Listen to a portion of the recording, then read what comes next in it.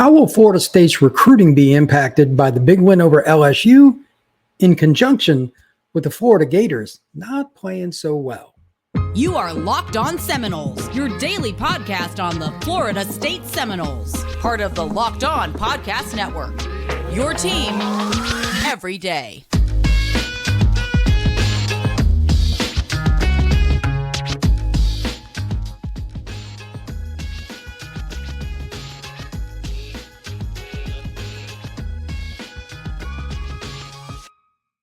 Welcome back into another edition of Locked On Seminoles. I'm your host, Brian Smith. Thank you for the everydayers that make this show their first listen each and every day. Everyone can find this podcast wherever you get your podcasts, and you can find it also on YouTube, part of the Locked On Network, your team, every single day. Today's episode is going to be brought to you by Bird Dogs. Bird Dogs, that is what you're looking for if you want comfortable shorts. Today's episode is brought to you by Bird Dogs. Go to birddogs.com, Locked On College, or enter promo code Locked On College for a free water bottle with any purchase. You won't want to take your Bird Dogs off. We promise you. Bird Dogs. Now, today's show is going to be a fun one. Kind of like I discussed on Monday, the win has a lot of different types of impact. Recruiting is going to be a first segment. We're going to talk about the AP poll. Perception, again, is very important in college football, whether you want it to be or not. How you get ranked now probably impacts the playoff committee. They can say it doesn't, but they're human. And then down the stretch here, if you look at, say, the next 2-3 games before they, I think it's 2. Then they got the big one in Death Valley. They have to play well in areas that they didn't play well against LSU, cleaning up some stuff. Segment 3 is the serious talk. It is the getting into the details talk. Stick around for segment 3 to find out why Florida State still has a lot to do. They're not anywhere near a finished product. So let's talk about the recruiting impact of this. Florida State right now, I just looked up for whatever it's worth on 24/7, number 6 class in the country. Pretty darn good. They have guys that everybody wants in the South, up north, etc. They got players offered by Georgia, Ohio State, Texas, you name it, committed to play football in Tallahassee. What can they do next to make it great? And I've written down a couple of things, and I've kind of mentioned them in passion, if you will, moving in the right direction for the program based on what other teams have done lately, etc. D-line, they need to steal somebody on the D-line, whether it's flipping somebody, whether it's finding a JUCO kid. I love what they've done, Norvell and his staff, with the transfer portal. But at some point, you're going to miss. They've hit the home run as well as anybody with the transfer portal. But at some point, you're going to miss. You need to start developing more high school kids, which means you just got to flat out win across the board, even more than they are in recruiting. It never ends. Can they do that? Yes. Do I think they will? Possibly. They're in on some guys. But I also think this, and I led with this in, because of my experience with it, I led with this in the lead in to the show. I would not be surprised if they flipped 1 or 2 players from Florida, South Carolina, any of the other schools down south that are struggling. Like South Carolina did not look very good. They did not against North Carolina. I mean, North Carolina held them to like practically nothing running the ball. They threw for 350, but they couldn't run it for anything, like 20 yards or something. I think you can look at that as a possibility. O-line, D-line in general is where I'm most interested. And of course, you'll always take a big play receiver or corner, etc. You can move guys around. They've got arguably the best corner group in the class or in the country, and safety too. Bolden, they got Charles Lester. They have some really good players, but I think they could even add more talent, move guys around. They'll figure it out. Now, how soon they could do it, that's a whole nother story. That's the first thing I always get. Well, when's this going to – there is no win with recruits. I'm just going to throw that out there and kind of move on. I'm sure somebody will still inbox me or make a post about it on Twitter and or on YouTube. I get it, but the key here is very simple. They have to be able to do it and do it when the kids are ready. So 1 or 2 more guys that they could possibly get that they've been after. But I think Florida, South Carolina, maybe it's another school down south. They're going to flip somebody. Like the Gators are terrible. I watched that game. That was hard to watch. Their defense, while stout up the middle, they just don't have enough speed on the edge like they normally do, etc. They're going to be lucky to get past 4 or 5 wins. They're going to lose some recruits. Maybe Florida State, and I'm not saying I don't know which one. Maybe the Noles are that team. Maybe they can find a way to get over the hump with this class and end up in the top 3 or 4 because it looks like they're a college football playoff team. It's going to be pretty easy to recruit for Norvell and his staff. Why not poach something from the Gators class? It's a fantastic recruiting class. You got to give Napier and his staff a lot of credit. They've done a great job to this point. But at the same time, on the field, the results were just absolutely garbage. And I was shocked at how bad they were. So we'll see if that plays out. Quick note about recruiting. I've mentioned this recently, but the 2024 class is what we're in. The 25 class is well underway. Tramel Jones, a kid I know well, plays at Mandarin. Several other kids, they're either visiting FSU, visiting and already committed like Jones, etc. This is very important time. Not only do you want to flip somebody from Florida to this next class, you don't even want them to commit there. Make the establishment now. You have to be able to do both. I know it's not fun for coaches, but recruiting is a 3 to 4 year process now instead of 1. It's unfortunate, but it is stretched out that much. High school kids of all ages are getting offers, taking visits, etc. It's a full-time job within itself. That doesn't even count the scouting, the actual coaching, making sure the kids are staying out of trouble. Coaching in college football has changed a lot in the last decade. One other guy that I want to kind of mention with all of this, and that's Luke Cromahawk. I'm going to go see him here pretty soon at the end of the month. Just want to mention that. I'm going to go see his squad, Benedictine, a really good football team up in Savannah, Georgia. Obviously, he's the quarterback in class of 24 that is committed to the Noles. I'm looking forward to it. Going to sit down with him, interview him. I know Luke well, but it's different now that he's in his senior year. He's having success again. They've got a state title. What are his goals at Florida State? How does he want to come in, wait? Stories about Norvell, anything and everything under the sun. I'm going to ask him. That's going to be end of the month. Just wanted to kind of mention that because it's very important that they keep, the quarterback room always has to be good if you're going to be good. Look at the difference now that Jordan Travis has turned the corner. Ask LSU. It's important, and they're just pushing the pile, bringing in more and more good players at the signal caller position. Luke is a personal fave, too. So great kid, great family, and I look forward to seeing him here in the next couple of weeks. Before I go into segment 2, this next segment is more about fun than anything else. It's projection. Because Clemson plays at Duke tonight or on Monday night, there was, when I did this, there's nothing that I can really say about a definite poll, but I assume Clemson's going to beat Duke. And I also assume one other thing, it's not going to matter. Florida State will be ranked higher. You cannot do better, no offense to Duke, than Florida State beating LSU. And I mean, I asked somebody this earlier today, Caroline Fenton, who runs the Locked On LSU podcast, name the last time LSU gave up 31 consecutive points. Just something to think about as I get ready to go into this second one. It's about impossible. I mean, and I just turned 50. I don't know if in my lifetime, I really don't, if there's been a time where LSU gave up 31 consecutive points in a game. Think about that for a second. That's really, really, really impressive. So with that, Bird Dogs. Bird Dogs make you look good. Stretch khaki shorts are designed to fit swimmer through the waist and giving you a truly sculpted look. Bird Dog shorts do the exact same thing as Lululemon, but fit way better. They fit better than regular shorts that are made with stiff, restricting cotton. Bird Dogs fix the issue by inventing cloud knit fabric that looks just like khaki, but stretches so that you get a way slimmer fit without having to sacrifice movement. Bird Dogs uses anti-stink sweat wicking fabric, keeps you cool and dry. Bird Dogs are functional for any occasion: golf, going out on a date, going out on the town, going to get something to eat, whatever it is you want to do. They can fit for any occasion. Go to birddogs.com/locked-on or enter promo code LOCKEDONXXX at checkout for a free Bird Dogs water bottle with your order. I've actually got my Bird Dogs hat on today. That's birddogs.com/locked-on for a free water bottle at checkout. You won't want to take your Bird Dogs off. We promise you. Now, let's talk a little bit about polls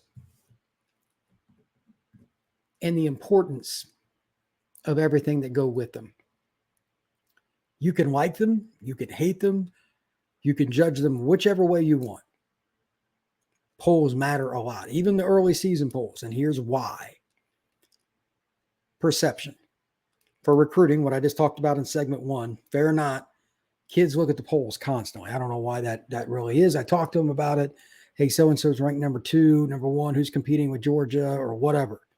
Those are things that come up. Not all kids, but a lot of them. And when you can send out a note from Mike Norvell saying that we're in the top 5 or we just beat the number 5 team, any of that kind of stuff, that's a recruiting advantage, number 1.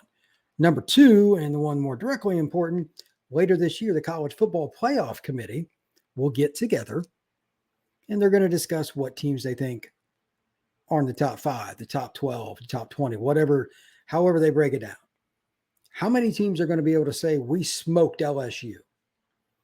Florida State's going to be able to move up some, but it still helps that if early in the AP poll, Florida State jumps in. This is just my projection for what I think would happen when I did this. Georgia 1, Michigan or Alabama 2, they'll be 2-3. However they do it, the question is whether or not Florida State gets into number 4 or not. Debatable. I think so because Ohio State looked pedestrian on offense. They're trying to break in a new quarterback. Devin Brown is competing with Kyle McCord being the one that started. They just don't look like a normal Ohio State offense. And obviously Florida State can score like gangbusters. So despite just tremendous talent at receiver, they're having some cohesion unit issues, quarterback to receiver to tight end right now. A little inconsistent. I think Florida State goes number 4. What say you? Drop a comment in the YouTube chat or send me an email, whatever you want to do. I'm curious. I don't normally get into polls. We don't normally see beatdowns like with the one we just did a second ago. And, I'd be surprised. For those of you on YouTube, there's the email if you want to send it to me, Canes and Noles Rivalry at gmail.com. That's Canes and Noles Rivalry at gmail.com. And if you want to look at the poll and say it's not that big a deal to me, that's fine. But I know what the value is. It changes what time you play games. It changed, like the TV networks want the highest ranked teams in the second and third windows. Nobody likes the noon kickoffs. The students won't go because they're still half crocked from the night before, whether you want to hear it or not. They're not going to get the same turnout. You need 3:30 or later games to get maximum crowd support and get recruits there. Recruits get more time to get to a game. They're more likely to attend a game. Simple as that. Where do I think Florida State's going to be overall?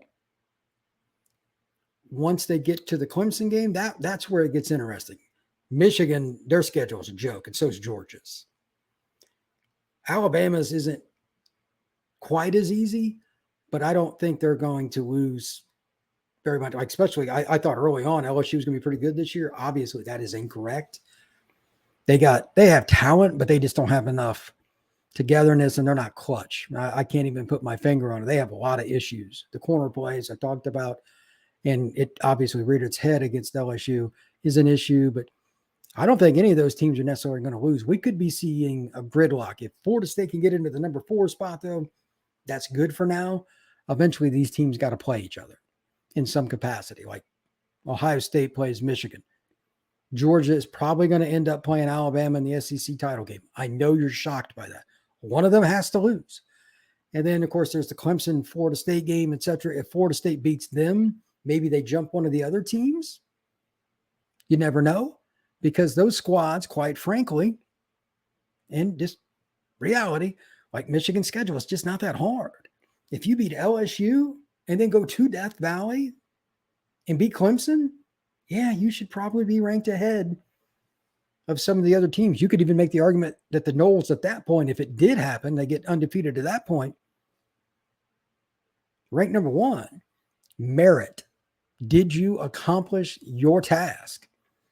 There's nothing that I can see, especially through early to mid-October, that would give a team a higher ranking than what the Noles would do by beating LSU and then on the road defeating Clemson.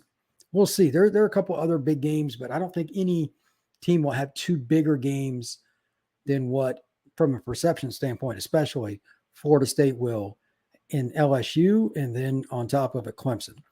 There are a couple others, but most of those teams are going to have to wait to play till November.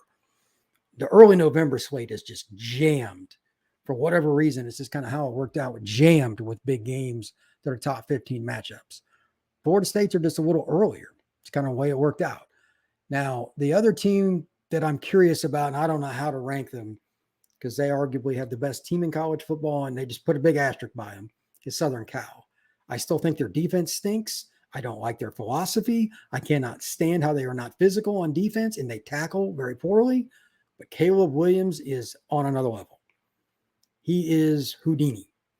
So I'm curious to see what the AP poll and then eventually the college football committee thinks of SC. I don't think they're going to beat Notre Dame, and that'll kind of eliminate some of this.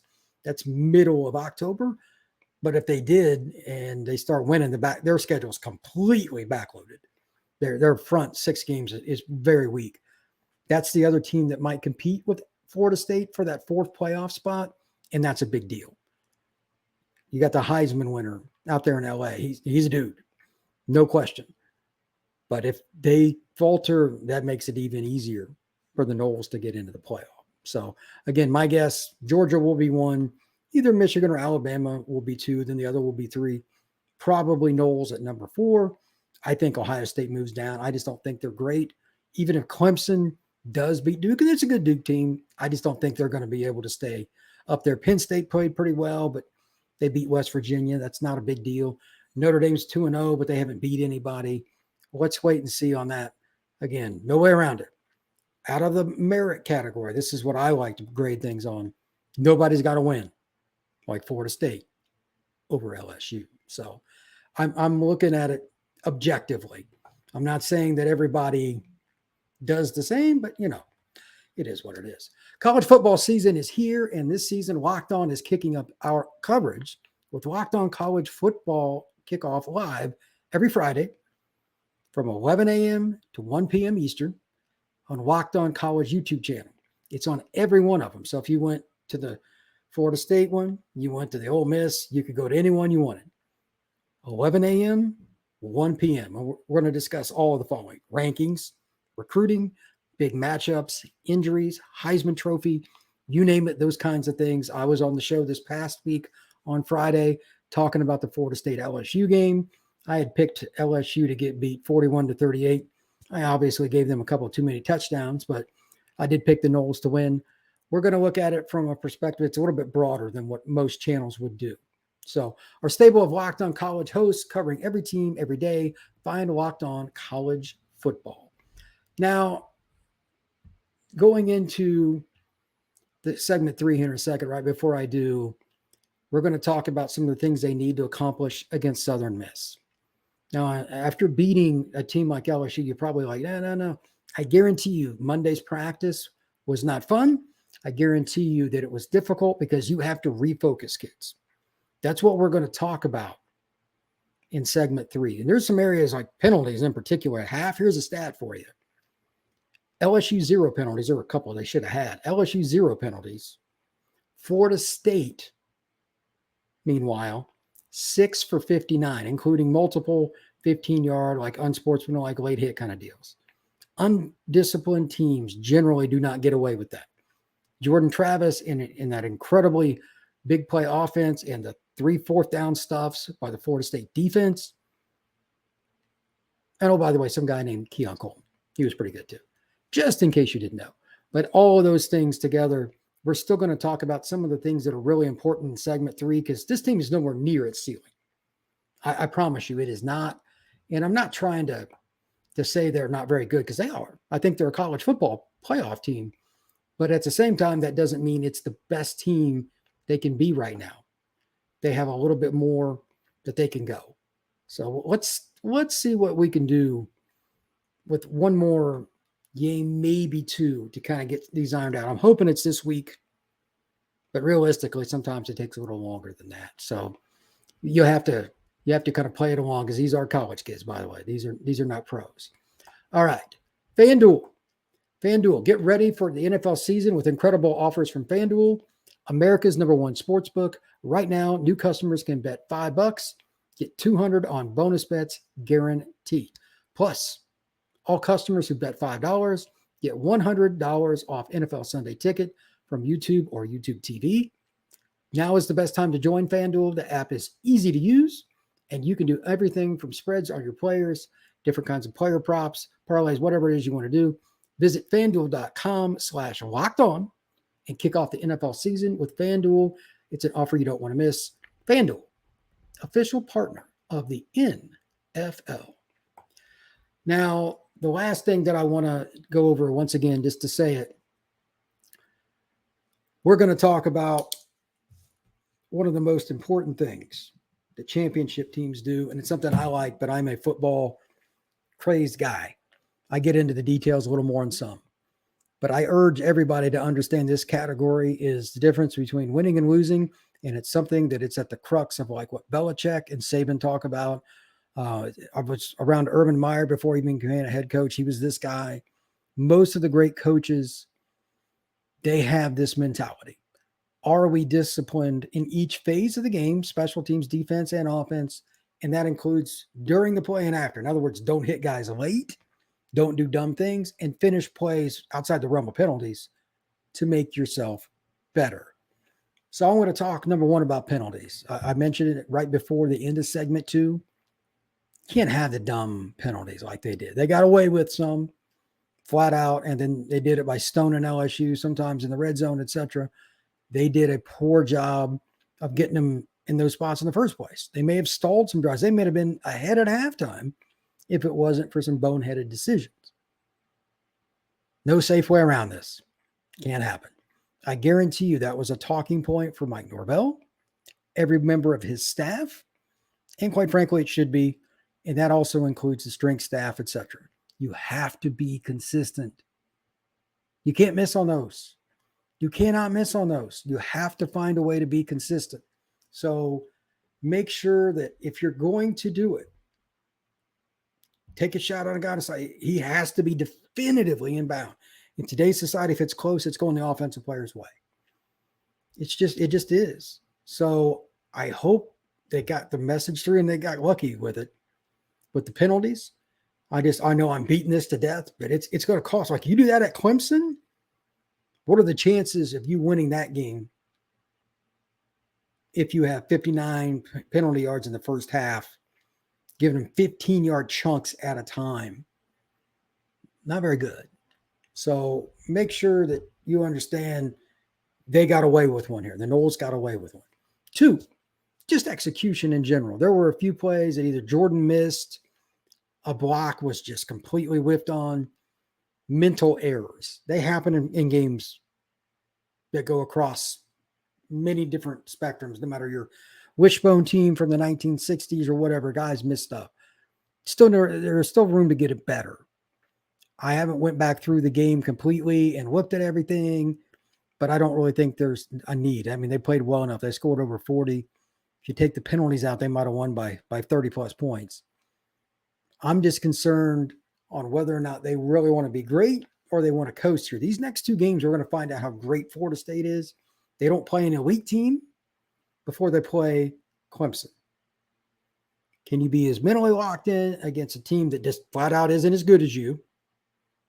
Number one. And then number 2, once you get a lead in that game, offensive execution, not screwing around on punt protection, whatever, and burying that team so that the underclassmen and reserves get in the game no later than the middle of the third quarter. I mean, you obliterate them. That's one thing the old school Florida State teams did under Bowden. It was 38-3 with 6 minutes to go in the third quarter, and some guys coming in the game, a receiver that's a decent player or whatever, might have been third teamer by that point. Guys like Snoop Menace wasn't everybody. They had guys all over the place, but, they'd sit them down and younger guys play. It helped them for the next year, too. It also helps guys stay fresh, especially playing in the heat of Tallahassee, Death Valley, etc. So I think that's the key, and we're also going to know it just by the mental preparedness, how sharp they are, penalties, dropping passes, no more of that. Obviously, Johnny Wilson's got to stop that. If He wants to play in the NFL. That cannot happen. I don't care if he's 6'7", 237 or not. He will get cut if he keeps dropping balls. The NFL guys do not care. It's a different animal. It is a whole bunch of check boxes. Right now, he's not fitting those consistently because he makes the difficult play and then he gives up an easy 7-10 yard play where he beat his guy. He did his job and then doesn't finish. He looks away too quick. Whatever it is, Johnny has to make that play. Defensively, I was pretty happy about the tackling in general, but they had a couple of busts. I mean, they just wide open. The running play right before the end of half, that can't happen. Can't happen. And same thing with the opportunity on the pass down the side. I'm like, what are we doing here? You just can't have guys running scot-free down the sidelines. They got lucky to bump him out, and then they did a good job there at the end, but that can't happen. Again, you do that against Clemson 2 times in a row. You do those kinds of plays, you're going to lose one of them, especially playing that game on the road at Death Valley. That's not exactly a friendly place to play, and it's not like the Noles have had a lot of success against them here recently. So I just want you to kind of think about that. The only other thing that I want to mention before getting out of here today, we're looking at a little bit of a stretch where Florida State probably is going to get a little less attention. That's okay. Before the Clemson game, I would rather they kind of laid low. Less attention will be good. Let them just focus on going to school, going to practice, and playing. Less media is probably good. They handled it well against LSU. That was encouraging. A veteran team should.